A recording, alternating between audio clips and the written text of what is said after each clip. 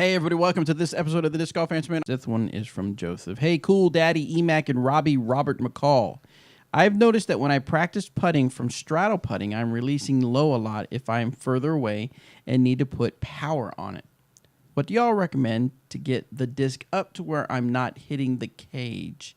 Also, what can I do to get more power on a straddle putt? I play a lot in the woods and use it more than I would like.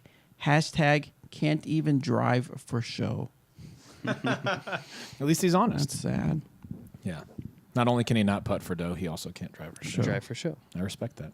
That's too bad. So what do you do to keep the disc up? Well, for a spin putter, it's different than a push putter. We don't know what kind of putter he is, but you can talk about spin. Spin putting for me, it's a lot easier. It's just a matter of really release points.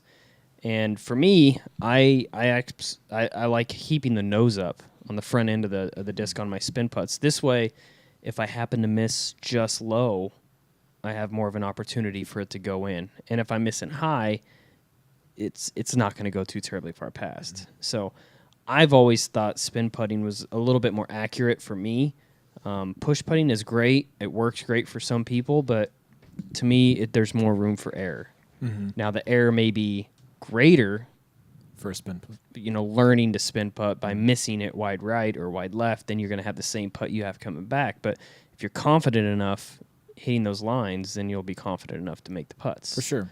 But as far as keeping it up a little bit more, I mean, it sounds cheesy, but I mean, your release point just needs to be a little bit higher. Yep. If you're constantly missing low, then you absolutely just need to bring it up a little bit. If you're coming from lower down, try from your hip or from your belly button, on release points. Mm-hmm. And as far as straddles go, straddles are hard to learn. Straddles are, it's almost impossible to get a lot of power behind a straddle putt. For me, as a spin putter, straddle putts really only come into play when I absolutely need them to. Yep. This is going to sound counterintuitive if you're like a regular type straddle putter who straddles out and brings their arm kind of between their legs relatively low.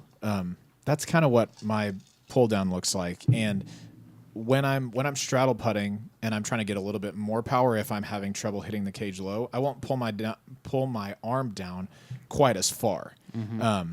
So that shortens my stroke a little bit, but the power from my stroke doesn't come from the backswing, it comes from the upswing, right? So when I shorten that pullback a little bit more, it allows me to hit my release point a little bit higher. So I'm trying to let the disc go most of the time at about chin height to eye height. Something like that's what it feels like to me when I throw a good straddle putt.